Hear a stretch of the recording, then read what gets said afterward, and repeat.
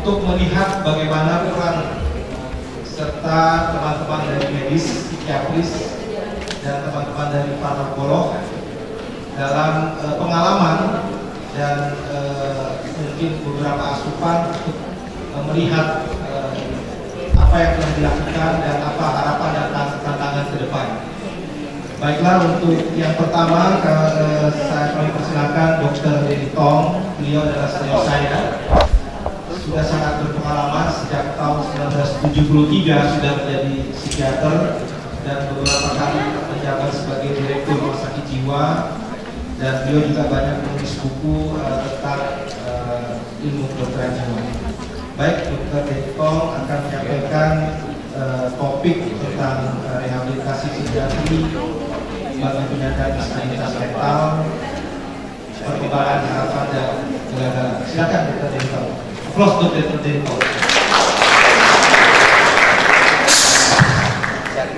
Terima kasih, saudara moderator. Selamat siang dan selamat sejahtera untuk kita semua. Pertama, saya akan mulai dengan mengatasnamakan semua orang sakit jiwa di seluruh Indonesia. Apresiasi kepada seluruh jajaran DKI yang dalam hal ini dimotori Dinas Sosial atas proyeknya ini. Kenapa saya bilang begitu? Karena orang sakit jiwa tidak boleh memilih. Jadi kalau diizinkan orang sakit jiwa bikin partai, saya kira bisa menang ya. Paling sedikit mungkin Pak Ahok yang terpilih lah. Baik, inilah judulnya. Judulnya mungkin berbeda sedikit. Penanganan penderita gangguan jiwa. Kami tidak berasumsi bahwa kepala dinas akan mengurusi semua penyakit jiwa ya. Tidak yang mengurus yang cuci tangan, ada yang patah hati. Tetapi yang kita pikirkan adalah tolong dititik sekali. Ya, bisa dititik. Ya, inilah yang saya jawab masalah. Si Otong ini kayak kencing. Saya yakin Dr. Padu juga pernah lakon ini. Tetapi dia tidak tersenyum-senyum. Itulah sintingnya orang ini. Jadi yang kita bicarakan bukanlah seluruh penderita jiwa, tapi orang-orang yang kayak ini. Nanti kalau kita bicara lebih lanjut. Ini adalah sedikit saya punya latar belakang, lanjut. Jadi inilah sedikit sistematika. Saya coba sepraktis mungkin, karena saya bukan ahli teori dan saya kira banyak psikiater teman-teman saya di sini ada. Dan saya yakin mereka juga mempunyai pengalaman yang jauh lebih baik dari saya. Lanjut. Ya, kenapa jadi masalah? Tolong klik lagi. Nah, ini dia data. Saya susah. Saya tidak terlalu pandai mengutarakan kata-kata. Apa yang tersentuh pada kita kalau kita lihat orang begini? Kemanusiaan mungkin, kejijikan, kejengkelan, semua terkait. Inilah yang kita berkumpul di sini untuk membicarakan mau diapain si otong-otong begini. Saya kira kita sepakat, kita tidak bicara kesehatan jiwa keseluruhannya yang amat rumit, ya. Saya kira Dr. Yuni jauh lebih pandai itu teori, tapi ini yang begini-begini, masalah ini yang menjadi masalah sosial. Ya. Lanjut. Tadi mungkin gambar, tapi ini gampang, kita ambil di internet, semua ada gambar-gambar ini. Siapa yang tidak tersentuh melihat gambar-gambar ini? Dan tidak sulit mencarinya. Di setiap kota, biasa di pasar-pasar, ada gambaran-gambaran ini. Dan saya terima kasih lagi karena ada orang yang peduli kata mereka, bukan saja menghujat, menyalahkan atau membenarkan ini, tapi duduk bersama untuk berpikir mau diapakan karena ini. Lanjut. Kenapa mereka jadi masalah? Nomor satu, saya yakin kita semua setuju, ada yang dikenal sebagai gelandangan psikotik. Kedua, di gambar tadi, pemasukan. Banyak sekali trailer gambar film dari luar negeri menyatakan Indonesia masih negara pasung sampai sekarang. Mungkin ini yang kita jadikan. Inilah mendorong kepala dinas sosial sampai bersedia menampung mereka dalam panti-panti sosial. Ketiga, banyak terjadi kriminalitas. Lanjut. Jadi sebenarnya kita dalam kelompokkan masyarakat jadi hal yang lebih kecil. Apa pernah kita lakukan sesuatu? Sebenarnya dari dulu kita telah melakukan banyak hal, tapi kita kumpul sini karena kita tidak puas. Jadi pemerintah telah melakukan banyak hal. Keluarga saya yakin banyak. Dan masyarakat sendiri. Saya mau tanya, ada teman saya di sini, Pak Nawa, ada di mana? Pak Nawa duduk di mana? Nah itu ya, nanti itu seorang tokoh yang saya kira memerlukan dapat medali, walaupun hanya medali perunggu ya. Lanjut. Saya coba sedikit ceritakan, mudah-mudahan Pak Berantem bisa kasih waktu saya sedikit. 200 tahun lalu pemerintah kolonial Belanda sudah mencoba memecahkan masalah ini. Mungkin belum ada hotel Millennium, belum ada hal-hal penting, tapi mereka sudah berusaha. Mereka mulai dengan menghitung orang-orang gila-gila ini. Si otong-otong dikumpulin. Waktu itu ada 2 orang Belanda, namanya kalau tahu Smith and Boyer. Mereka menghitung orang gila yang ada pada tahun pertengahan abad 19. Saya tidak tahu kenapa mereka kumpul dan melaporkan kepada gubernur waktu itu bahwa ada dalam 562 orang gila berkeliaran. Diputuskan oleh pemerintah Belanda, baik, demi masyarakat, mari kita bikin penampungan, penampungan untuk menyelamatkan orang normal dari gangguan orang yang kencing di jalan-jalan ini. Mulailah mereka bikin rapat dan macam-macam, dan akhirnya tercetuslah membuat satu stage. Susah saya menerjemahkan stage ini apa panti atau apa. Penampungan. Tempat yang pilih adalah tempat yang dianggap orang Belanda kurang ada stres, itu Buitenzorg atau Bogor sekarang. Dan memang terlaksanalah keinginan 2 hari ini. Dibuatlah sebuah tempat penampungan yang dibatasi 2 sungai, maksudnya biar jangan lari, gampang diawasin. Dan nama itu menjadi karakteristik dari Buitenzorg, dan dibuat tempat itu 1000. Kenapa? Untuk menampung hitungan tadi. Ya, tahun akhir abad 19 terjadilah. Apa yang terjadi? Segera pasien dikirim ke sana. Penuh, bahkan yang 1000 itu lebih meluap. Bingunglah kolonial Belanda, tapi mereka dengan semangat buru-buru, ayo bikin lagi satu seluruh kolonial Belanda. Dan biar tidak salah, mari kita bikin yang lebih besar lagi. Waktu itu Bogor dikasih tanah 100 hektar. Diputuskanlah kemudian rumah sakit jiwa lama sekarang, ya. Itu dikasih tanah berapa tahun? 412 hektar. Penuh lagi. Dibuat kemudian satu lagi di Magelang dan satu di Sabang. Semua penuh. Timbul konsep baru, mari kita bikin rumah sakit yang lebih kecil. Namanya Dor Sampai antara yang global. Ada kurang lebih 20 tersebar dari ujung timur sampai ujung barat Indonesia. Sami Mawon. Penuh lagi. Ketiga, kalau gitu kita ada kehabisan dana. Bikin lagi, tapi lebih kecil, namanya verpleeghuis. Kepalanya perawat-perawat senior. Ya, oh ya Dor Hangses masih Dor Hang, ya.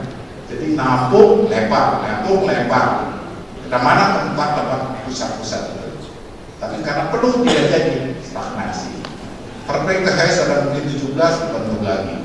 Belum putus asa pemerintah kolonial Belanda. Mereka bikin lagi yang namanya KOSJ, koloni-koloni, berdasarkan pemikiran. Baiklah, mereka suruh bercocok tanam, bikin kembang, dibuatlah di Indonesia. Mungkin pemerintah Belanda akan membuat lebih banyak lagi. Untung dia dikalahkan sama Jepang, alatnya. Kalau tidak mungkin dibangun lagi. Apa yang kita pelajari hari semua? penampungan saja tidak ada manfaatnya. Kenapa? Ini hanya hitungan gampang saja. Jadi mohon maaf dengan sangat hormat, Bapak Ahok telah menawarkan silakan kirim semua orang Sekidio ke Jakarta. Terima kasih. Tapi saya bilang hati-hati. Karena secara teori ada 1% orang sakit jiwa, tapi tidak semua perlu tampung. Kira-kira 1% dari itu masih, kalau 10% itu harus ditampung. Ini menunjukkan masalah sosial. 90% saya masih bisa jadi. Jadi kalau kita hitung di Indonesia yang 250 juta calon penduduk, kira-kira yang perlu ditampung itu hampir 250 ribu.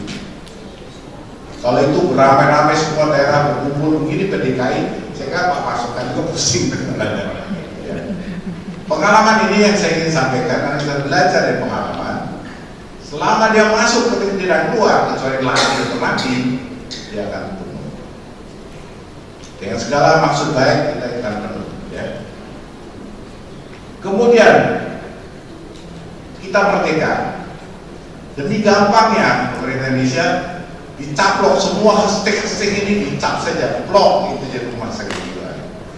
Perbedaan besar karena hashtag dulu adalah tindakan justisi yang memutuskan bukan psikiater, yang memutuskan orang masuk ke sana adalah hakim. Itu perampasan hak. Tapi kan kita merdeka dan kita banyak masalah, untuk gampangnya semua di rumah sakit jiwa. Ya. Dengan segala masalah, dan waktu itu pun telah dibuat berbagai macam hal. Ya. Ini saya sebutkan saja beberapa, ada yang sebut peraturan bayar psikiater dilahirkan, ada yang namanya PKJM, Badan Pembinaan Kesehatan Jiwa Masyarakat. Ya. Salah satu tokoh seperti ini saya itu dari kacamata dan Prof. Kusumanto. Dan saya dengar masih ada hidup. Ya. Saya sendiri pernah bikin bangsa keluarga. Kenapa? Waktu saya melihat sebagai pimpinan rumah sakit jiwa di Bali, bahwa rumah sakit jiwa malah memisahkan antara keluarga dengan pasien. Siapa yang ingin mempunyai anaknya sakit jiwa? Saya yakin tidak ada satupun yang ingin. Demikian pula yang sakit jiwa, tidak ada yang mau sakit jiwa. Tapi setelah berbagai macam usaha dilakukan, tidak bisa dilakukan apa-apa, ya dilepaskan saja. Syukur-syukur yang menampung di rumah sakit jiwa. Jadi saya pikir waktu itu, kalau gitu rumah sakit jiwa malah menimbulkan kolisitas. Keluarga yang lepas tangan, pasien juga pertama lari, lama-lama kok enak juga ya. Diam-diam suruh nari, kasih makan 3 kali hari, ngapain lari? Ya. Jadi itu namanya institusionalisasi. Karena saya bikin pasar keluarga waktu itu kiranya bagi mereka yang berpengobatan masuk rumah sakit tapi hanya sebentar, dan masuknya harus dengan keluarga. Maksudnya adalah biar ikatan keluarga itu kita pertahankan, karena menurut saya nanti, karena itu saya minta Pak Nawa datang, keluarga lupa kita sebut. Dan keluarga adalah salah satu stakeholders yang amat penting. Ya. Kembali itu sebenarnya titiknya adalah kita telah melakukan banyak. Pemda, Depsos, macam-macam. Kita bikin slogan, bikin rapat, bikin peraturan. Minggu depan, bulan depan saya kira Depkes akan membuat bebas masuk. Tapi saya sedih karena dia tidak ada Depsos di dalamnya. Jadi kita masing-masing bekerja semua nih, hebat sekali, tapi tidak ada koneksi, ya. Baik, saya lanjut. Visibilitasnya, kita lanjut. Yang ini naik Kak, soalnya mundur lagi. Ini banyak kita telah lakukan, dan saya puji semua karena itu bukan main. Ya. Bisa mundur lagi, slide-nya. Belum, terus mundur ini maju banget. Mundur. Ya kok. Saya kira ini sudah. Nah ini, inilah Depsos melakukan luar biasa, menangkap mereka, mencukur mereka, sikat giginya, gunting kukunya, kasih baju. Pemerintah di Bali luar biasa, semua orang dipasung diberikan rumah. Cuma bedanya sekarang mereka dipasung bukan di luar, di dalam rumah. Jadi saya kira ini hal-hal yang kita belajar, mari kita belajar dari kegagalan-kegagalan. Semangat untuk membantu mereka tetap kita pertahankan, tapi kita belajar dari kegagalan. Ini terjadi mana-mana. Lanjut ini banyak yang foto tergam saya. Apa yang lalu keluarga? Aduh, keluarga sebenarnya kasihan. Saya ingin sekali membuang waktu sedikit demi keluarga. Saya sangat hormat dengan keluarga. Keluarga kalau ada gangguan jiwa pasti akan melakukan sesuatu. Saya yakin keluarga Indonesia sayang keluarganya. Tidak sayang. Jadi akan mengobati. Siapa kemana? Biasa ke dukun. Dukun satu tidak berhasil, dukun kedua, ketiga, ke-10, ke-100. Lama-lama gak sembuh juga. Udah biarkan saja karena mereka mengalami masalah ekonomi. Kalau dia berbahaya, pasung saja. Saya yakin dan saya berani jamin bahwa sekarang masih banyak orang pasung. Ya, lanjut atau dikat tadi seperti itu gambaran. Masyarakat juga, masyarakat Indonesia sebenarnya sangat kohesif, sangat kuat, mempunyai daya tahan yang luar biasa. Tapi lama-lama capek juga ya, udah deh lepasin aja. Bahkan saya pernah baca artikel dari satu daerah ke daerah lain. Malam-malam orang sakit jiwa dibawa pakai mobil, dilepaskan daerah lain. Pokoknya tanggung jawab kamu loh ya, kata saya. Saya kebetulan tinggal di Bali, kalau saya ke Surabaya, lewat satu daerah lalu-laluran, sangat banyak orang sakit jiwa ditelantarkan, dijalankan, ya. Jadi dia sering dipingkong dan banyak sekali kasus-kasus dikriminalisasi, sangat sedih ya. Saya ingin ingatkan, mari tadi kita berdiri semua sebentar, sejenak kita bersatu hati kita menyanyikan Indonesia Raya. Bangunlah apa? Jiwanya dulu, baru apa yang terjadi sekarang?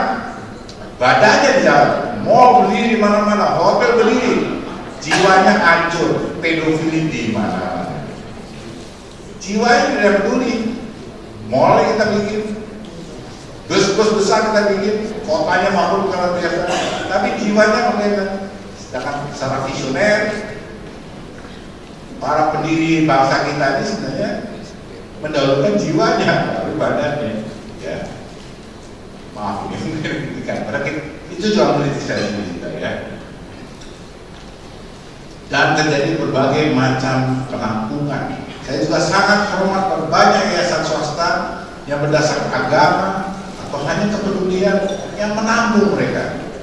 Luar biasa. Bisa dikirim kan? Oke, maju. Ini adalah satu gambar-gambar di internet terbuka. Banyak yayasan ini. Saya hormat sekali. Tapi amat sayang mereka itu dipasung lagi. Ya. Jadi hal inilah mungkin kegagalan yang perlu kita sedikit perhatikan. Lanjut. Jadi menurut saya masih banyak PR kita. Ini untuk inilah Pak Masrokan, terima kasih atas. Saya waktu diundang saya kaget. Ada mesti dia peduli orang gila-gila. Saya pernah menangani 31 tahun lebih menangani sakit jiwa dan saya banyak bertemu dengan mereka. Pada dasar mereka orang baik sekali. Bahkan tadi saya bilang pada Pak Ahok, orang gila tidak munafik. Orang normal-normal ini yang munafik semua.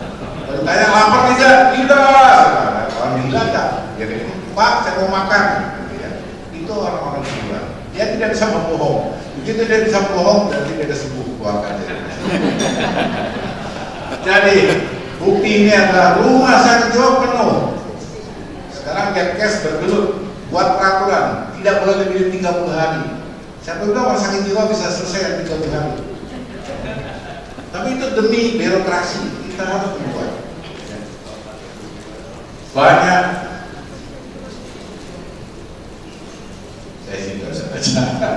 banyak pasien tidak lama tambah kronis, penampungan pemerintah kita akui penuh ya. Maaf, rumah sakit jiwa saya tidak tahu berapa ya rumah sakit jiwa.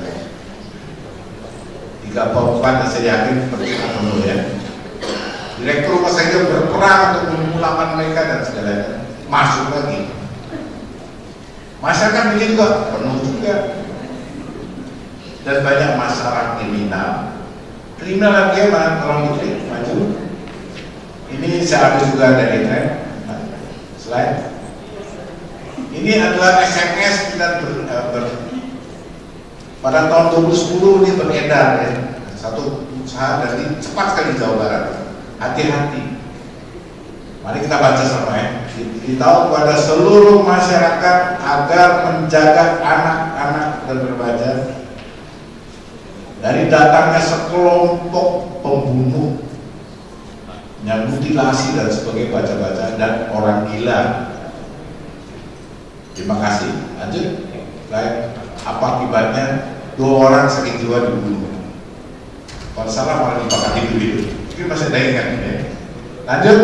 Ini satu hal yang saya sendiri alami, tempat ujung panah, tambahnya ada sana. Sebelum maghrib, tiba-tiba ada orang Cina sakit jiwa. Kalau boleh mau tahu namanya schizophrenia paranoid. Dia cukup hidup sendiri, jual botol. Kenapa? Karena diasingkan sama keluarganya. Keluarga tidak sanggup pada dia. Jadi dia menghidupkan diri dengan jual-jual botol. Tiba-tiba kumat. Waktu kumat itulah dia membawa parang dan di jalan dia mengejar orang. Tukang bakso pertama dikejar, laki-laki lebih cepat lari dari dia. Korban kedua, gadis cantik, saya lupa 14 tahun, baru keluar ngaji dari masjid. Bisa lihat tuh kombinasi pemuda Cina mencincang wanita. Dan ini kebetulan anak orang tua adalah guru di HDN dan anak mahal. Anak mahal maksudnya mereka ada 10 tahun dulu kami tidak ada anak dapat anak. Ini anak disincang. Bisa lihat kombinasi ini menyebabkan ujung pandang terbakar. Hasilnya 2000 rumah, toko hancur, 80 rusak, 150 sepeda motor ludes. Siapa yang salah? Kita semua ya. Lanjut. Terpaksa saya sedikit berkuliah sebagai profesor. Sebenarnya kita bilang gangguan jiwa itu banyak sekali. Bahkan Pak Ahok nyakui dia juga sedikit sakit jiwa. Kita pun mungkin. Saya ingin tanya siapa yang sakit jiwa di ruangan ini? Susah ya. Saya balik. Siapa yang sehat jiwanya? Lebih susah lagi.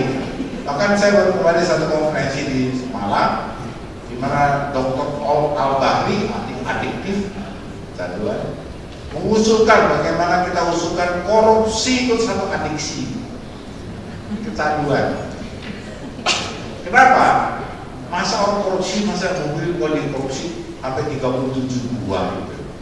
Dudukin aja nggak sempat katanya, masih mau beli, dia tidak bisa rem. Kalau dia tidak membeli mobil dia sakau. Dan adiksi aja dari saya kata itu di luar konteks ini sama sekali ya. Tapi untuk memudahkan, sebenarnya ini mengerucut ke satu penyakit yang namanya schizophrenia, yaitu terpecah jiwanya, akal, perbuatan, pikiran tidak bersatu. Dan dia ada gejala-gejala yang semua kita kenal. Tukang becak pun kenal orang gila ya. Siapa tidak kenal? Tapi ada perjalanan. Dan syukur alhamdulillah sekarang ada pengobatan.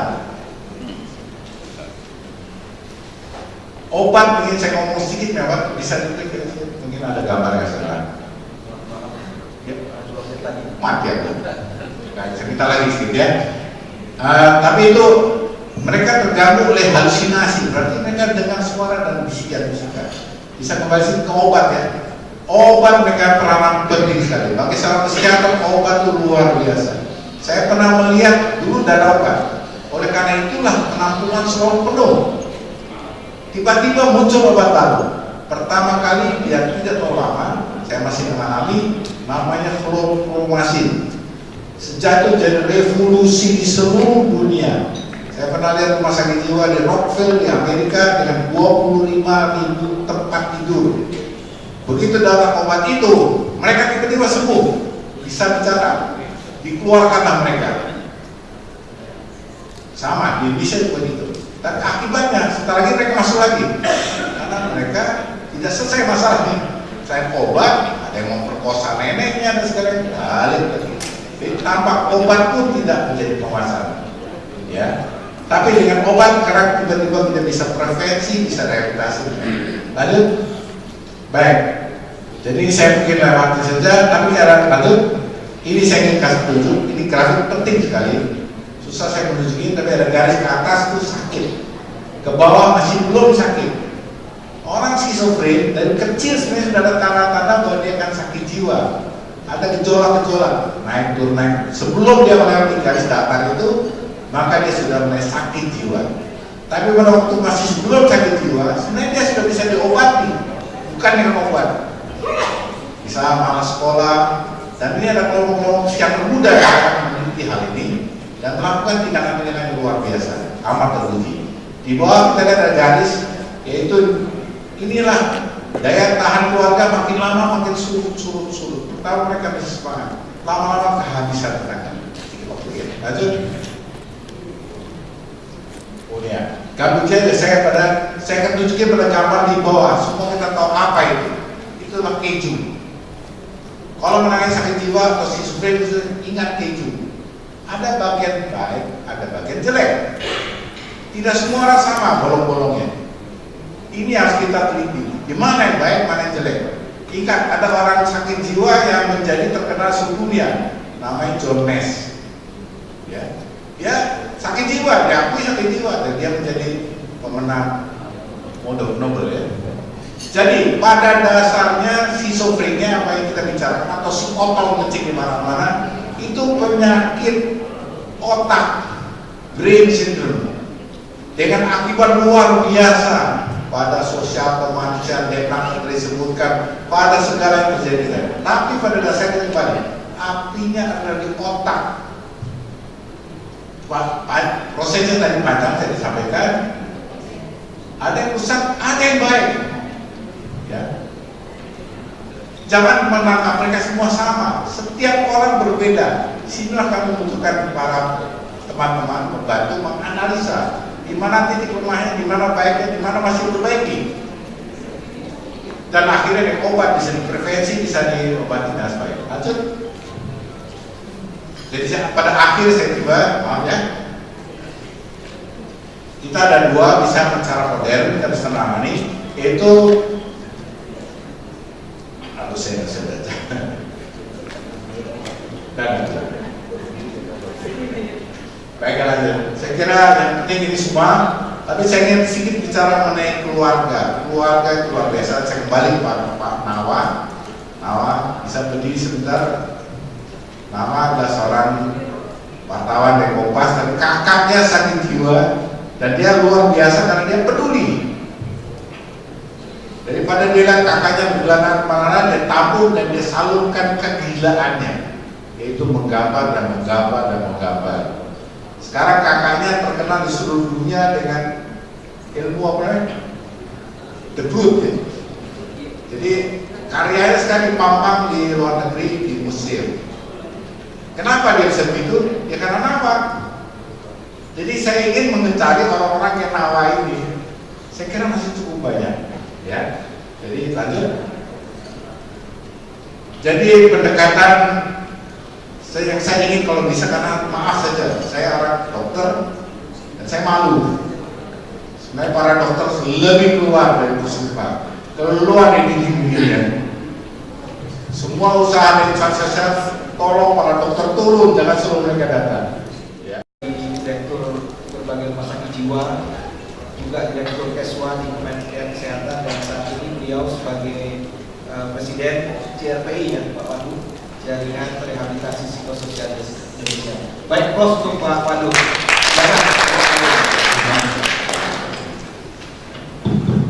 Terima kasih, Dr. Agung. Selamat siang, Assalamualaikum warahmatullahi wabarakatuh.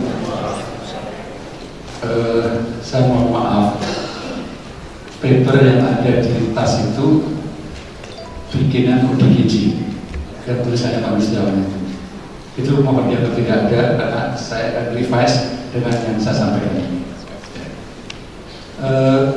Saya ingin mengapresiasi luar biasa pada Pak Nusrohan terutama dan seluruh jajarannya. Sejujurnya bahwa event semacam ini sangat langka Pak Nusrohan. Dan kita kumpul sudah ide lama, tapi realisasinya tidak selalu mudah. Kita bisa kumpul seperti ini. Presentasi Pak Nusrohan dan Pak Nahar itu memberikan kita tidak hanya wawasan pergerakan, tapi suatu opportunity. Bagaimana kita akan mengkonkretkan ide-ide yang sangat baik.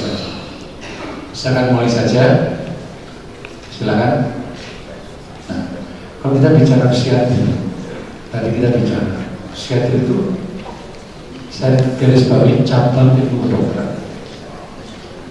Artinya basisnya adalah fisik biologi dan ilmu kedokteran yang mempelajari gangguan jiwa, baik promosi, prevensi, kuratif, dan rehabilitasi serta yang terakhir saya kita lupa, kita harus mengkontribusikan bagaimana peningkatan quality of life dari masyarakat kita. Kalau kita mulai dari biasa dari sangat hilir sakit, sekarang kita mulai bermain ke arah dulu. Dan ini inline dengan apa yang muncul di SDGs yang terakhir. Secara eksplisit muncul mental health, well-being, and narkoba. Tidak ada orientasi sakit lagi. Mental health, well-being, and narkoba adalah poin 3, 4, dan 3 di SDGs. Dia akan menjadi acuan kita sampai 2030. Nah, dulu psikiater itu jadi satu sama neurologi, psikiatri, dan neurokirurgi itu sudah salah. 3 kelompok spesialis itu jadi satu perhimpunannya. Baru pada tahun 84 kita kemudian memecah diri. Apakah tepat memecah diri? Belakang kita pikir tidak terlalu tepat karena basis daripada psikiatri, basis daripada gangguan jiwa itu tadi sampaikan oleh Dr. Denny, basisnya adalah di otak sebetulnya. Banyak faktor yang berperan, nanti basisnya ada di otak.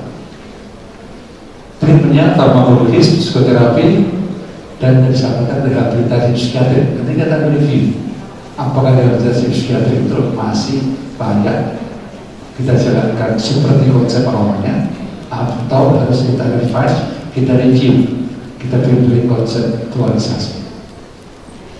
Saya secara bercanda ada 3 generasi psikiater. Generasi psikiater pertama itu yang memang sukanya, bukan sukanya, terbeli hanya menangani gangguan jiwa berat. Itu kita luar biasa jagonya sih. Pendidikan dari psikiater itu jago banget dengan semua gangguan jiwa itu. Gangguan jiwa ada misalnya terapi jago banget. Lebih dari 100 tahun dan punya orang situ dengan gangguan jiwa dan masalah sosial. Belum begitu lama gitu. Yang bagian 3 peningkatan quality of life.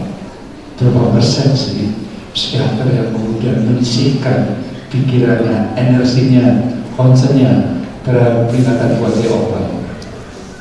Yang paling baik mana? Semua dibutuhkan kok. Prevalensi menyatakan 1%, 1/1000 gangguan jiwa berat. Butuh untuk gangguan jiwa berat harus ditangani. Tapi yang lain juga tidak boleh diabaikan.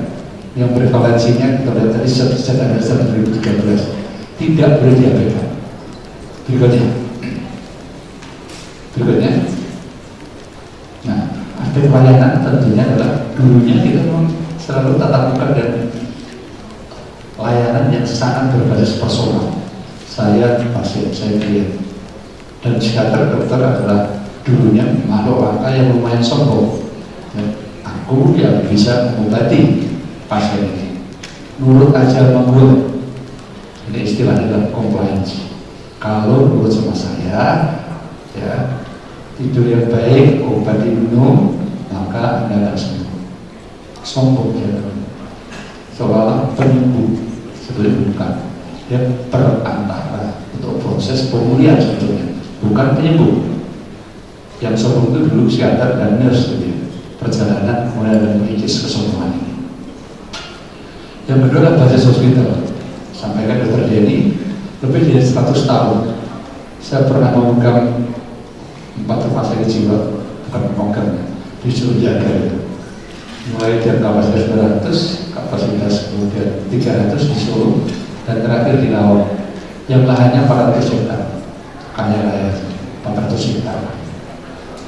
Basisnya rumah sakit jiwa, tapi nggak cukup. Sekarang kita harus gembira, begitu banyak scatter yang terjadi di RSU. Kenapa?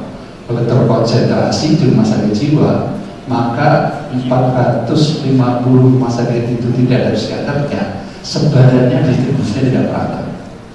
Kalau rumah sakit jiwa hanya ada biasanya di kota provinsi, masih ada yang punya Sulawesi Barat belum punya, Kalimantan belum punya, Nusa Tenggara Timur nyaris punya, bahkan kemudian berhenti ibu kota provinsi. Nah, belakangan kita mulai belajar. Syarat itu yang tak perlu berapa sempurna aja, tak perlu berapa sempurna. Kita bicara tentang komunitas, seluruh dunia bicara tidak hanya berbasis hospital atau institusi, kita belajar basis komunitas. Dimulai tahun 78, rumah sakit jiwa punya unit kesehatan jiwa masyarakat. Puskesmas sudah ada yang casual tahun itu. Ada pedoman kerja puskesmas seksi 11. Tim Pemulihan Kesehatan Jiwa Masyarakat. Saya adalah seorang psikiater yang beruntung. Waktu itu saya di Banjarmasin. Saya bekerja sama dengan Kanwil Depsos di Banjarmasin membuat satu panti yang sekarang punya Pak Nahar di Banjarbaru. Saya juga memberikan bersama-sama dengan itu membuat panti rehabilitasi, istilahnya agak eksekutif. Soalnya eksekutif ada eksekutif terus eksekutif. Tapi itu sampai sekarang masih terpelihara dengan bagus sekali. Ya, dari satu di Bengkulu, satu di Banjarbaru, satu di Palamat, Sukabumi. Nah, rahasia gelandang bukan sosial eksekutif, itu mainan kita hari-hari. Lanjut.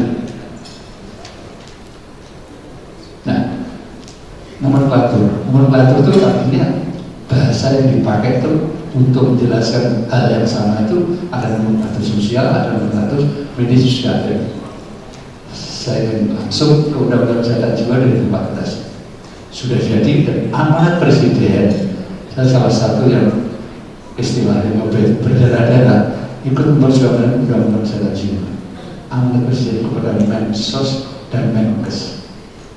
Ini menjadi pilar yang menentukan Undang-Undang Kesehatan Jiwa. 2014 Agustus disahkan, PR-nya belum jadi sampai sekarang. RPP-nya belum jadi. Amanat itu setahun. Setahunnya itu Agustus juga lewat, belum jadi juga. Permenkes, Permensos, dan kemudian Perda dan Permen terkait dengan kesehatan jiwa. Ini proses yang sangat menarik dan menantang. Bagaimana dua pihak yang beri amanat Kemsos dan Kemkes itu bekerja sama untuk merumuskan ulang evaluasi penanganan. Kita kenalan, salaman, duduk satu meja sudah sering, tapi rumusan ulang yang ada bahasa di sini integratif itu belum kita capai. Diagnosa, cara kita berdiagnosa dari Dr. Denny dan Dr. Pusat akan jelaskan. Diagnosa itu karena diagnosa medik psikiatri, ada DSM, American Psychiatric Association, Indonesia juga punya, kemudian ICD-10. Jelas tidak mudah melabel orang gangguan jiwa. Kriteria diagnostik berjelas. Ya, kalau kita bicara Pak Ahok, saya setengah gila. Istilah gila dipakai dalam semua konteks. Tetapi mari kita pakai istilah yang resmi. Ya. Nah, di Undang-Undang Kesehatan Jiwa tadi Bu Yeni ingin menambahkan satu lagi, penyandang disabilitas. Proses untuk konsensuskan segala ODGJ dan ODMK itu capek sekali. Sama tahun-tahun anggota DPR itu. Waduh, kalau DPR itu sampai jam 12, jam 1 malam, dan kita ada teman-teman dari kelompok peduli skizofrenia. Satu stakeholder yang penting. Ada pasien, ada keluarganya, ingin disebut apa sih? orang gila nggak mau. Barangkali silakan beli teman-teman KPSI dia ikut memperjuangkan undang-undang kesehatan jiwa. Saya tidak mau disebut orang gila. Akhirnya kita sepakati orang dengan gangguan jiwa, orang dengan masalah kejiwaan tidak mudah, tidak selalu inline dengan konsep netral, tetapi acceptable untuk semua stakeholder. Nah, gejala sudah tadi. Ini yang penting di bagian kanan bawah, konsep sembuh pertama bisa sembuh enggak? Berapa persen yang sembuh, berapa persen tidak sembuh? Saya tidak pernah bisa jawab. Sekarang sering kelas katanya, ya bahayanya Pak, kurang ya. Dok, anak sudah boleh pulang? Boleh. Sudah sembuh? Wah ini pas saya bilang udah sembuh kemudian kumat, wah bodoh dokternya, katanya sembuh kok kumat. Ya kalau cuma kumat nggak apa-apa, kalau kemudian membunuh orang, wah bodoh banget dokternya, psikiaternya, sekolah lama bodoh banget. Maka kita sering kelas, ya. Kita sering kelas dengan istilah, ya sudah terkontrol, ya sembuh sosial, ya tenang, sangat hati-hati untuk menyatakan sembuh. Maka sekarang kita pakai istilah recovery, pemulihan. Recovery itu tidak berarti tanpa gejala. Gejala masih ada, terkontrol, mungkin masih berobat, tapi sudah mulai secara perlahan menemukan jati diri sendiri. Berikutnya. Nah, ini saya ingin menyampaikan kepada Pak Masuk. Pak Masuk kan kita sudah cukup lama. Kita nih mau ngomong profesi dokter psikiater, nurse, pekerja sosial, ahli terhadap motivasi, psikolog, kesehatan masyarakat dan lain-lain. Profesi berapa tahun kita kumpul diskusi karena masalah itu kadang-kadang kita bicara kolaborasi, tapi sebelum kolaborasi itu ada satu di depan, namanya komunikasi. Komunikasi antara profesional itu tidak selalu mudah. Jadi kita perlu rumuskan, temukan yang tepat modus komunikasi. Jadi kita 5 tahun kelima profesionalnya kumpul diskusi, kadang-kadang berdebat, tapi kita belajar bahasa setiap profesi itu. Dan kita kemudian berhimpun nanti dalam satu organisasi yang mudah-mudahan bisa membantu konsep-konsep di DKI dari Pak Masukan atau dari Pak Ahok. Kita bicara kompetensi masing-masing. Kita bicara kompetensi aja tumpang tindih kok. Aku bisa konseling, perawat bisa konseling, semua bisa terapi. Kalau di mana batasnya? Kalau kita sering exercise, baru kita tahu kolaboratifnya seperti apa. Nah, itu kita ini semua multi kapasitas, yang birokrat, yang punya wewenang, tapi we are also professionals. Marilah kita optimalkan semua kapasitas kita. Adil, masih berapa menit? Nah, rujukannya adalah pasien klien dan nulis semua yang dikompetensiin oleh profesional itu tidak boleh di atas dari kepentingan pasien. Semua ilmu kita S1, S2, S3 kalau kita duduk tujuan kita hanya satu. Kita punya satu konsep yang kita persembahkan pada pasien, pada klien yang kita layani. Tidak bisa kita di atas kebutuhan klien. Kita selalu harus menundukkan diri kita profesional terhadap kebutuhan klien dan pasien kita. Kita boleh berdebat di dalamnya, tapi outputnya mesti jelas adalah untuk kebaikan klien pasien kita. Itu paling tinggi tujuan kita. Nah, kalau kita sering bicara, nanti yang dulu-dulu nih Pak Masukan, nanti dari resim nanti kita teruskan. Saya ingatkan bahwa pasien itu bukan tongkat estafet. Ini tidak keluar tempat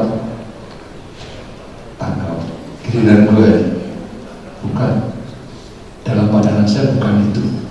Dalam pandangan saya adalah sejak di institusi kelima profesi tadi dia sudah menangani. Kita punya rencana itu bukan rencana 30 hari selama di BPJS. Kita punya rencana itu panjang. Di institusi 5 proporsi ada, di luar pun 5 proporsi itu ada. Dan betul ada. Ya. November kita membentuk namanya jaringan rehabilitasi sosial. Ini tidak ada paksaan, everybody welcome. At least kelima profesi plus teman-teman konsumen yang menyuarakan hak-haknya, menyuarakan hak-haknya. Ini sebetulnya adalah kita sebut dalam konsep rehabilitasi recovery oriented rehabilitation. Rehabilitasi orientasi adalah recovery pemulihan, tapi ini merupakan perubahan yang sangat revolusioner, maha dahsyat. Kenapa? Profesional tidak boleh sombong. Profesional harus dengar lebih peka, lebih seksama, dan konsumer berhak menyuarakan, saya punya hak, saya punya hak pilih, saya punya hak tuntut untuk hal yang akan diberlakukan pada saya. Istilahnya adalah ada mindset perubahan dari compliance, keharusan rutin profesional pada kolaborasi yang kita dulu bareng-bareng untuk apa? Ini bukan soal yang mudah. Proses itu melepaskan sebagian privilege yang dulu semua nurut kok. Sekarang kita mendengarkan mereka. Apa sih dia butuhkan? Ini luar biasa sebenarnya. Maka saya mengajak teman-teman di CRP kita ini, saya sering jualan, saya jualan ini sudah dianggap cukup menginternasional. Nanti 2 November kita akan rame-rame 2 orang ke Korea. Di antara World Congress Rehabilitasi Sosial itu, paper dari Indonesia terbanyak kedua sesudah dari Korea. Jadi kita rehabilitasi yang kita sama-sama lakukan ini sudah diakui. Karena kita tidak mulai dari nol, banyak di Pati ada, masih tidak ada, basis institusi juga ada.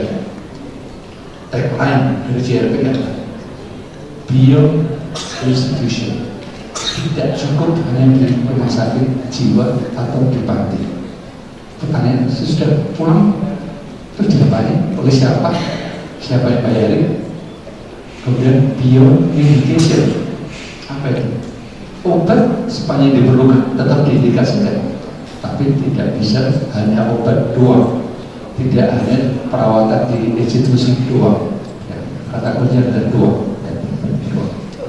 Tidak boleh. Nah, tetapi kita tidak continuum of care.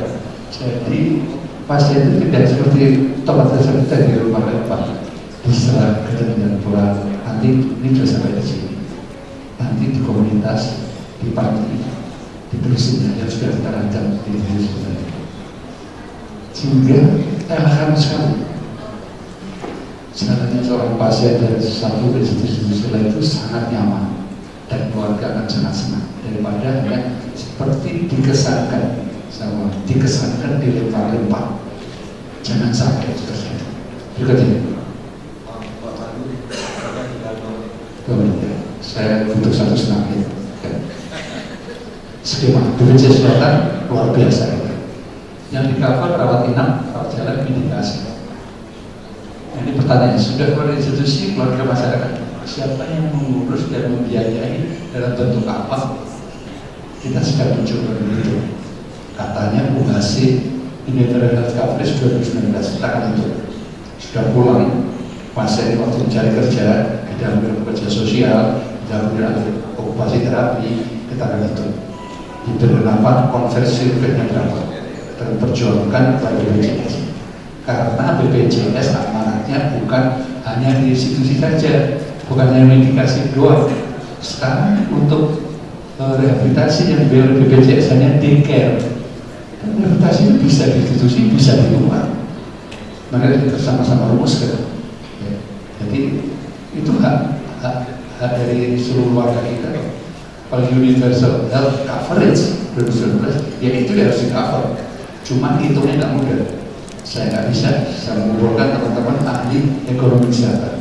Itu artinya untuk konversi rupiah berapa? Ada. Mudah-mudahan saya tidak mudah. Balik tadi sebelumnya. Nah, tadi masalah kapasitas panti. tadi kalau rumah sakit jiwa, rumah sakit terus kesehatan nasional selalu ada gap antara tempat tidur yang available dengan jumlah pasien, maka terus keluar masuk amanat Undang-Undang Kesehatan Jiwa perbanyak outlet, namanya tidak hanya panti tapi macam-macam. Amanat kesehatan juga tidak hanya residen, ada rumah perawatan yang sedang kita konsepkan sehingga outlet lebih banyak menampung itu supaya menampung seperti air bisa merawat dengan baik pasien-pasien kita. Yang terakhir,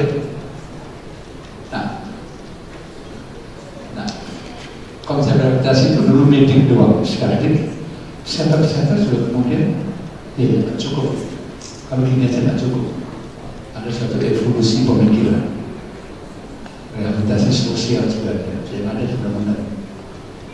Yang paling sekarang yang disebut rehabilitasi sosial, di mana kita domain sosial, domain kesehatan itu berhimpun dalam satu konsep rehabilitasi psikososial.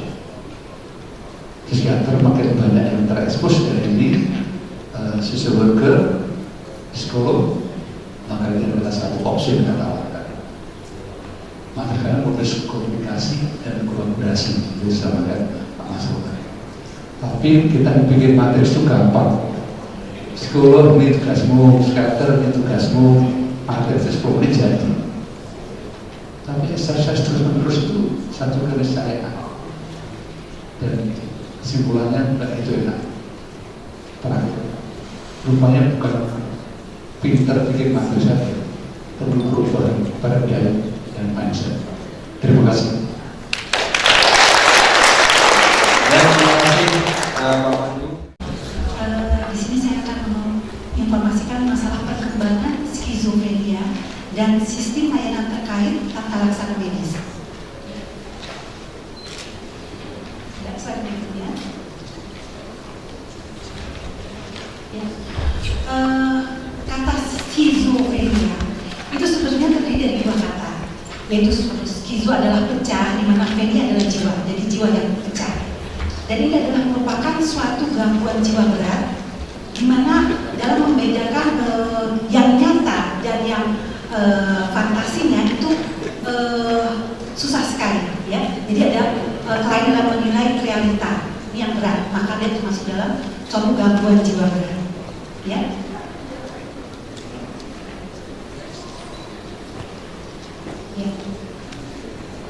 Nah, skizofrenia sendiri adalah suatu proses sebenarnya yang berkesinambungan, dan ini terjadi pada kondisi sebenarnya sudah terjadi sebelum fase-fase yang disebut fase akut. Jadi ada disebut kondisi pramorbid yang abnormal, yang memang dasarnya sudah ada.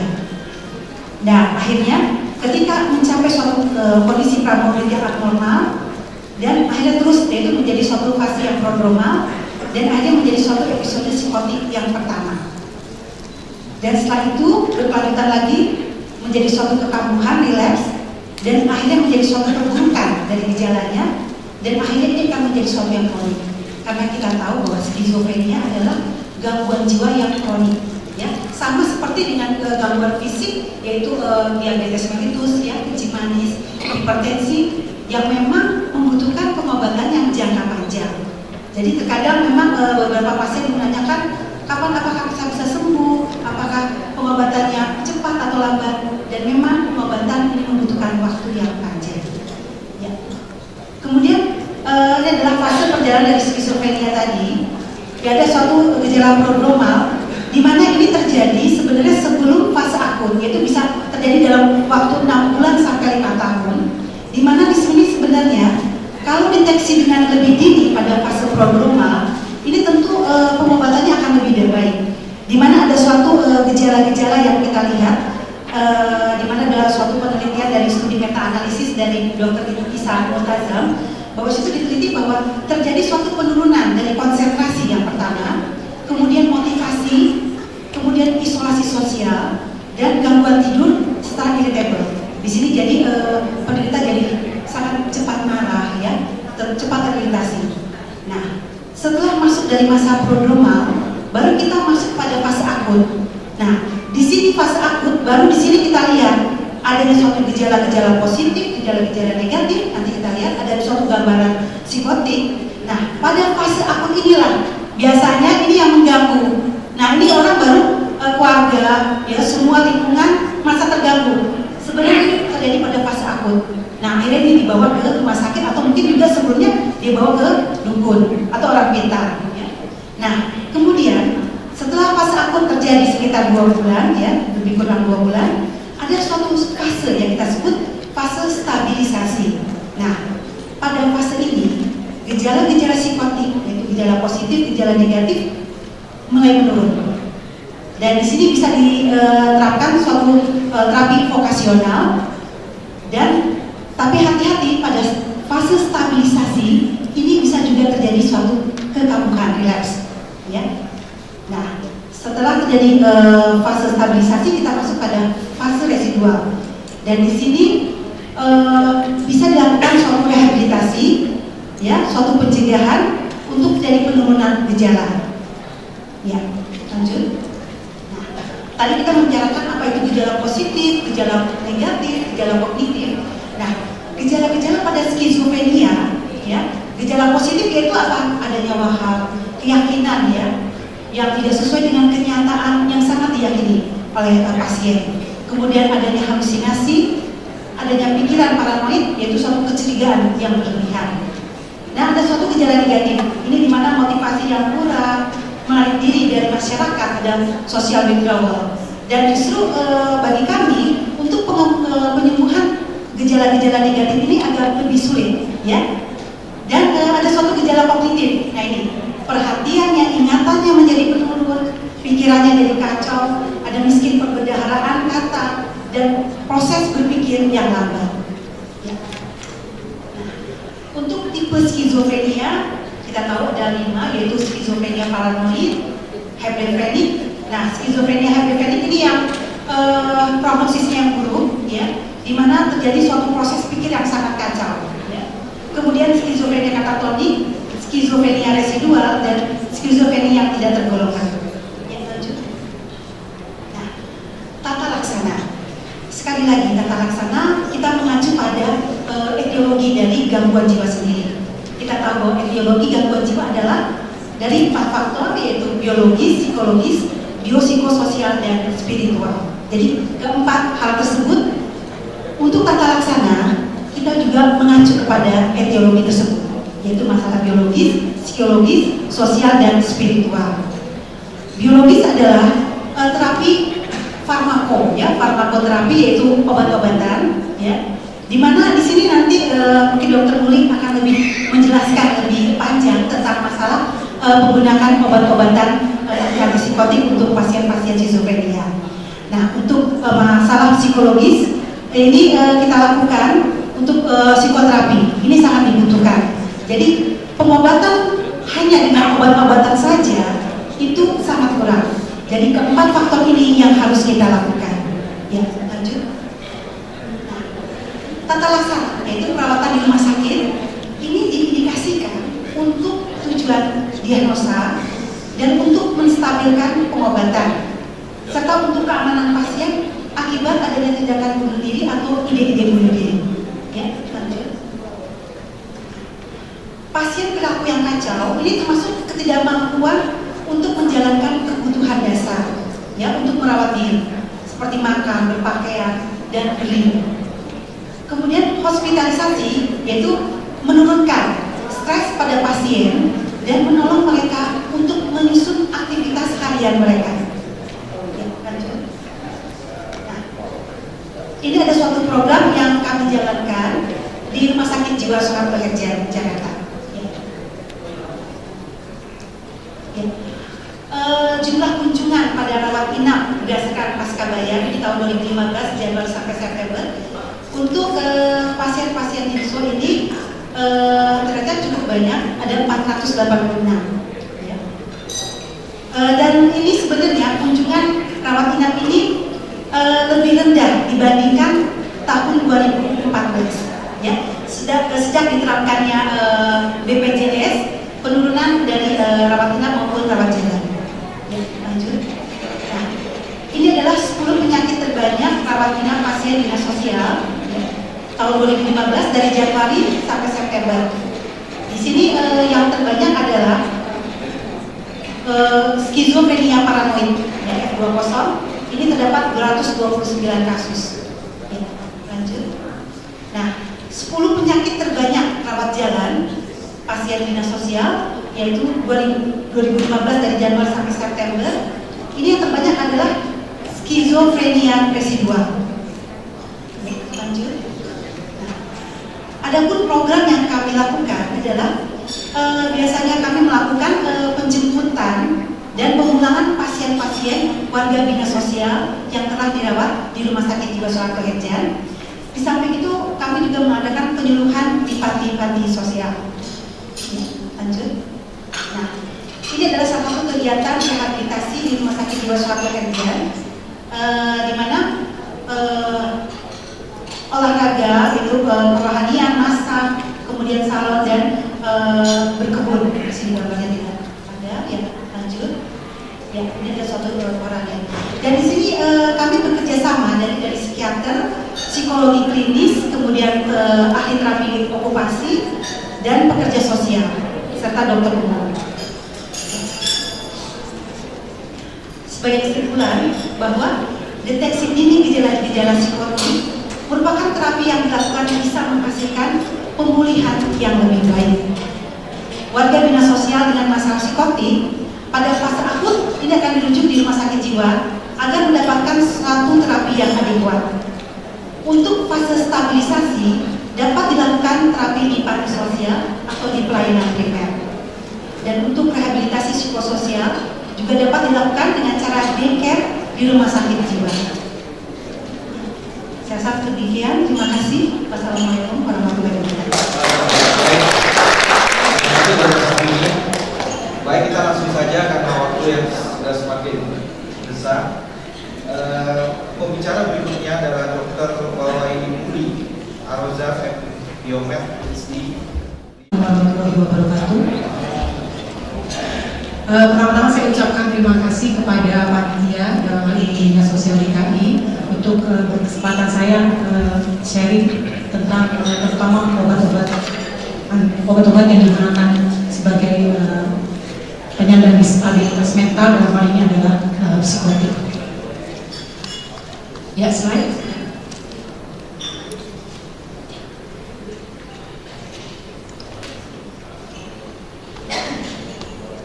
Ya, sebagai yang kita ketahui bahwa psikotropik ini secara per definisi adalah obat-obat yang mempengaruhi fungsi perilaku, emosi, dan pikiran. Di textbook itu berbeda dengan undang-undang psikotropika yang dianut di tahun 1997. Dikatakan bahwa psikotropik itu adalah suatu obat atau zat yang baik itu sintesis, baik itu alami maupun sintesis, yang mempunyai pengaruh selektif terhadap susunan saraf pusat yang menyebabkan perubahan khas dan aktivitas mental dan perilaku. Jadi menurut undang-undang psikotropika itu dibagi menjadi 4 golongan, ya, golongan kuat, amat kuat, sedang, dan ringan dalam hal menimbulkan ketergantungan obat. Nah, sedangkan di dalam penggunaan klinik, psikotropika sendiri dapat dibedakan menjadi 4 golongan, dalam hal ini antipsikosis, ya, yang biasa digunakan sebagai treatment untuk skizofrenia, kemudian anti-ansietas, ya, jadi biasanya digunakan sebagai sedasi, penenang, kemudian antidepresi dan anti-mania atau mood stabilizer atau yang biasa digunakan pada penderita gangguan bipolar. Ya, slide berikutnya. Secara terminologi antipsikosis itu dibedakan menjadi 2 atau 3 golongan, yang tipikal maupun yang atipikal. Tipikal dan atipikal ini, slide berikutnya, berhubungan dengan kemampuannya dalam hal menyebabkan efek samping. Jadi obat-obat yang lebih lama, artinya yang golongan tipikal itu lebih cenderung menimbulkan efek samping, terutama efek samping ekstrapiramidal. Oke, jadi ciri dari antipsikosis adalah berefek antipsikosis yang terutama untuk mengatasi agresivitas, hiperaktivitas, dan pada umumnya dia bisa menimbulkan gejala ekstrapiramidal. Baik gejala tersebut, artinya efek samping tersebut baik bisa reversibel, artinya kembali ke keadaan normal, bisa juga terjadi yang irreversibel atau tidak kembali ke keadaan normal. Hal yang penting dalam hal obat-obat antipsikosis ini, dia umumnya tidak menimbulkan ketergantungan fisik dan psikis, dibedakan misalnya dengan obat-obat yang golongan anti-ansietas, misalnya golongan benzodiazepin yang bisa menimbulkan ketergantungan fisik dan psikis, dan juga bisa menimbulkan yang namanya withdrawal syndrome. Artinya kalau dia di stop mendadak itu bisa timbul gejala. Slide. Ya, tadi sudah saya katakan bahwa ada dua klasifikasi secara biokimia. Ya, umumnya mengapa dibedakan itu juga hubungannya dengan afinitasnya dalam hal terhadap reseptor dopamin. Tadi mungkin Dokter Dini sudah menjelaskan bahwa patogenesis daripada skizofrenia itu di literatur dikatakan bahwa dia hubungan dengan reseptor dopamin yang ada di otak, sehingga obat-obat yang bekerja diharapkan untuk memblok reseptor dopamin tersebut, karena pada pasien-pasien dengan psikosis terjadi aktivitas yang berlebihan dari sistem dopaminergic. Oke. Ya, obat-obat yang tipikal, obat-obat yang konvensional yang lebih dahulu ditemukan umumnya hanya berespon untuk gejala-gejala positif. Tadi dokter ini sudah menjelaskan apa itu gejala positif, apa itu gejala negatif.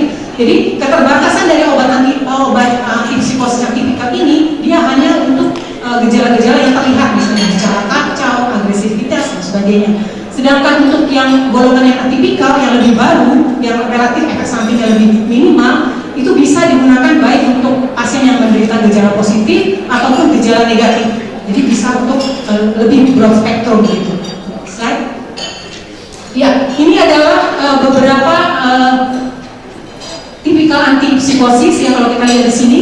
Kalau kita lihat sini bagaimana kita bedakan menjadi potensi klinik, kemudian toksisitas ekstrapiramidal, artinya dia dalam menimbulkan efek samping ekstrapiramidal, kemudian efek sedasi dan efek hipotensi. Itu yang kita harus lihat.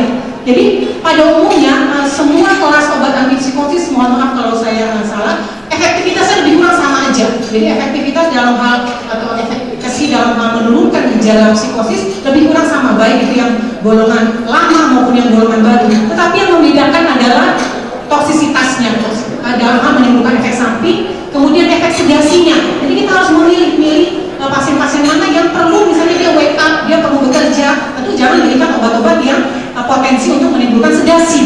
Begitu. Pasien-pasien yang juga menderita hipertensi misalnya, dan dia minum obat antihipertensi misalnya katakanlah ACE inhibitor ya, atau obat beta blocker, kalau dia juga minum obat-obat yang cenderung menimbulkan hipotensi di penurunan tekanan darah, itu bisa terjadi penurunan tekanan darah yang drastis, dan itu akan membahayakan bagi pasiennya. Jadi kita harus lihat kebutuhan masing-masing individu tentu akan berbeda-beda tergantung kondisi fisiknya tentunya. Oke, ya slide selanjutnya. Nah, ini adalah profil beberapa efek samping, mungkin lewat saja ini karena ada hubungannya dengan mengapa itu bisa terjadi. Jadi di samping efek samping otonom juga ada efek samping yang lain, misalnya peningkatan berat badan, kemudian terjadi gangguan metabolisme. Orang-orang yang memakai risperidone misalnya cenderung untuk terinjus terjadinya gangguan toleransi glukosa. Jadi pada pasien-pasien antipsikosis yang juga menderita DM, kita harus hati-hati karena bisa terjadi tidak kontrol peningkatan gula darah misalnya seperti itu.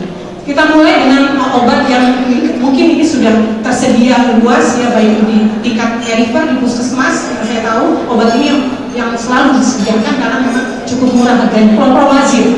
Dalam hal ini obat ini cukup baik untuk terutama gejala positif, tetapi kita harus ingat bahwa dia seringkali menimbulkan gejala Parkinsonisme.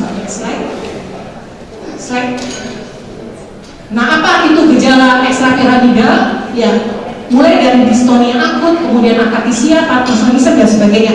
Jadi sejauh di misalnya di bagian perawat jiwa tentu harus bisa mengidentifikasi adanya gejala Parkinsonisme. Biasanya dimulai dengan mereka sulit menelan gitu, atau banyak mengecas air liur dan sebagainya. Itu begitu sudah terjadi keadaan seperti itu, seorang perawat jiwa harus segera merefer ke dokter untuk diberikan pengobatan yang adekuat. Ya, slide. Kemudian kalau peridol ini juga saya lihat disediakan di panti maupun di rumah sakit. Biasanya ini hanya digunakan untuk keadaan akut, jadi bukan untuk maintenance. Mohon maaf kalau tidak dikoreksi. Jadi hanya pada keadaan agitasi yang hebat, karena haloperidol ini ada sedia injeksinya. Ya, ini ada kelebihan kinetiknya bahwa obat ini bekerja onset of action sehingga pada pasien yang baru gelisah, pada pasien yang ngamuk-ngamuk dan sebagainya diberikan injeksi, dia akan tenang. Jadi ini mutlak harus disediakan di rumah sakit atau di puskesmas yang ada unit gawat daruratnya, atau tentunya di panti juga harus disediakan. Tapi harus ingat bahwa obat ini pun bisa menimbulkan gejala ekstrapiramida. Ya, slide. Ya, ini berbagai efek samping. Kita harus ingat bahwa banyak sekali sediaan-sediaan antipsikosis ini yang dikontraindikasikan pada wanita hamil dan ibu menyusui karena bisa bersifat teratogen. Nah, untuk antipsikosis yang atipikal yang lebih baru, misalnya sediaan clozapine. Clozapine ini cukup baik untuk baik gejala positif maupun gejala negatif, tapi yang kita harus ingat adanya gangguan dalam hal supresi sumsum tulang. Artinya dia menyebabkan depresi sumsum tulang.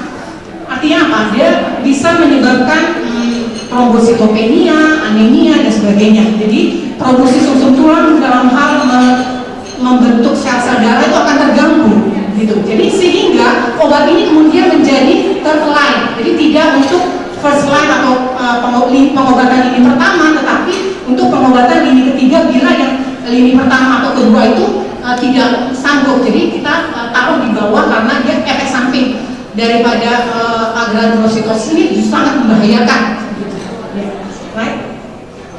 Risperidon ini saya lihat juga tersedia di panti, ini sebenarnya cukup baik. Hanya yang mungkin kita antisipasi adalah gangguan metabolisme. Artinya sering dilaporkan terjadinya peningkatan berat badan, kemudian gangguan menstruasi gitu ya, terutama pada bila yang digunakan pada wanita produktif seperti itu, mereka akan mengalami keluhan tidak mens dan sebagainya, kemudian menjadi berat badannya menjadi lebih gemuk, dan itu kita harus antisipasi seperti itu. Ya, slide. Olanzapine ini relatif juga lebih baru. Ya, ini pun juga bisa menimbulkan gangguan metabolik. Ya, slide selanjutnya. Quetiapine, hal ini mungkin yang lebih baru dari quetiapine, ada keunggulannya bahwa obat ini bisa meningkatkan kognitif pasien ya. Jadi pada umumnya obat-obat yang kelas-kelas yang lama, misalnya chlorpromazine, haloperidol atau risperidon itu tidak ada efek untuk meningkatkan kognitif pasien. Jadi itu hal yang juga kita harus perhatikan. Misalnya seorang penderita gangguan jiwa, dia sekolah misalnya, apakah dia seorang mahasiswa, seorang pelajar, kita butuhkan dia pengobatan yang jangan sampai dia kognitifnya tetap melemah. Jadi kita upayakan peningkatan itu sehingga dia misalnya bisa masuk sekolah lagi, atau dia sebelumnya seorang profesional, dia tetap bisa bekerja selain seperti itu. Jadi salah satu keunggulan dari obat ini adalah di literatur dikatakan dia mampu meningkatkan kognitif penderita. Ya, ini juga obat yang lain yang lebih baru, tetapi ada satu perhatian bahwa obat ini bisa menimbulkan gangguan irama jantung.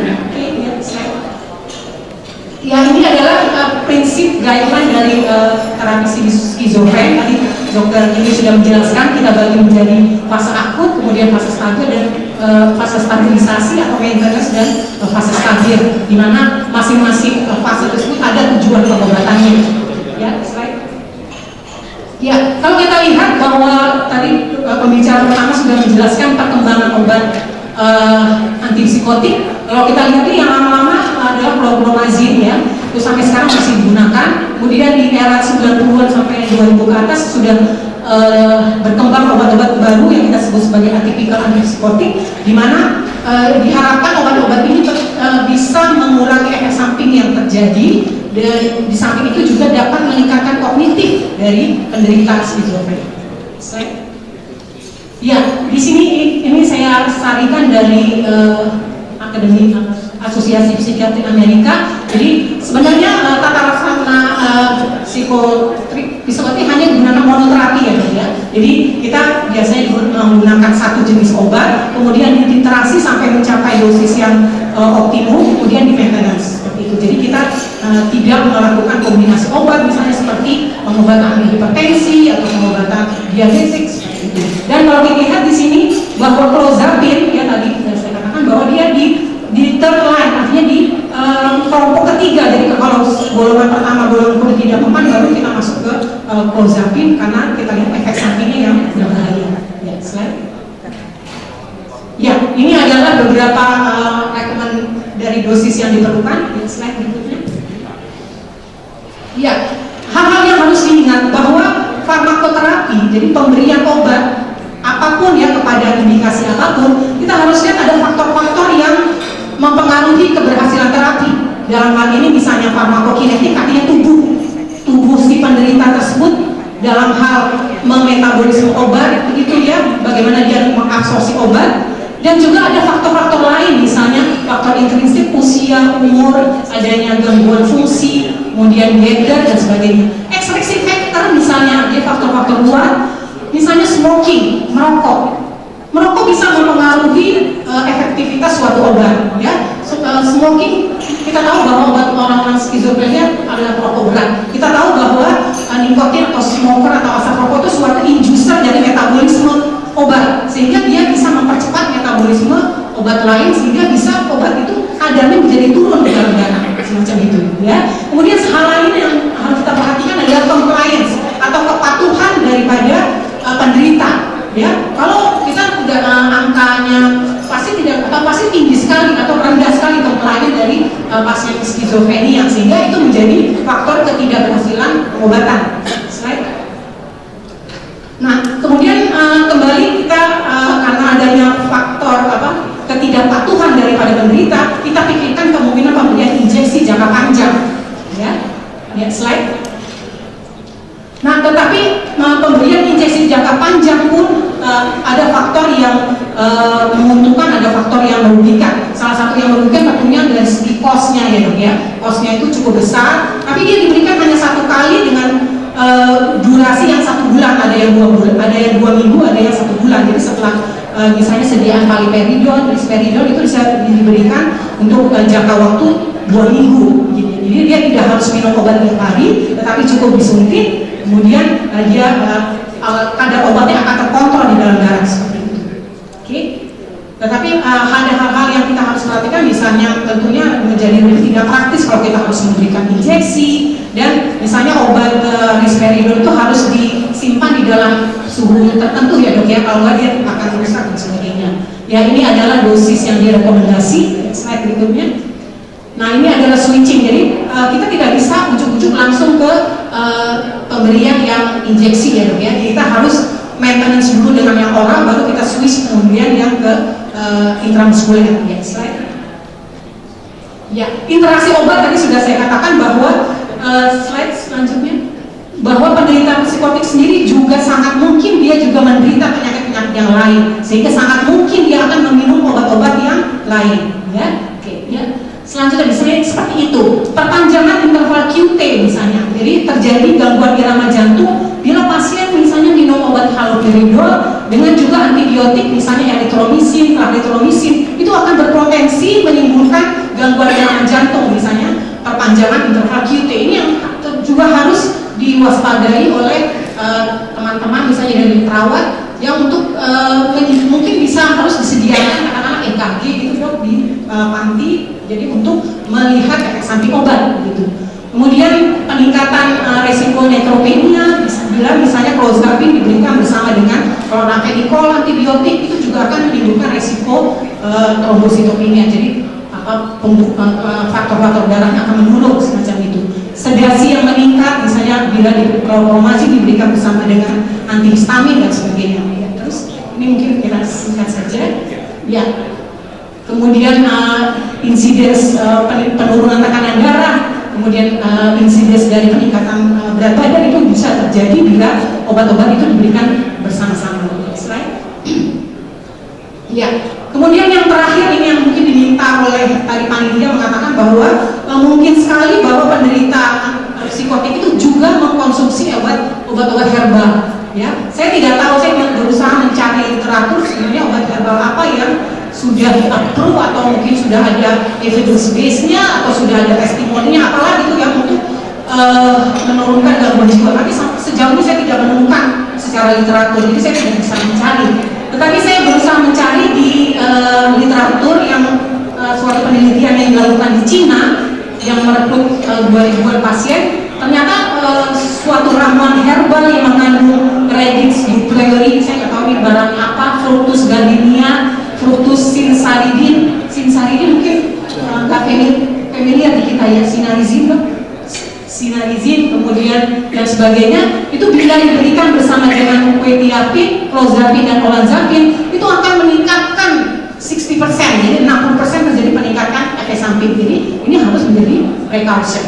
Jadi kita tidak bisa sembarangan maksudnya membolehkan seorang pasien itu meminum obat-obat yang menjadi kelas fitofarmaka atau herbal selama kita tidak yakin bahwa obat tersebut ada potensi menimbulkan drug-drug interaction. Yang ini adalah hasil studi tadi, retrospektif tadi, beberapa jenis bahan ini sebenarnya traditional Chinese medicine yang diteliti yang mungkin berpotensi terhadap efektivitas maupun peningkatan efek samping dari obat antipsikosis. Demikian yang bisa saya sampaikan. Terima kasih atas perhatiannya. Assalamualaikum warahmatullahi wabarakatuh.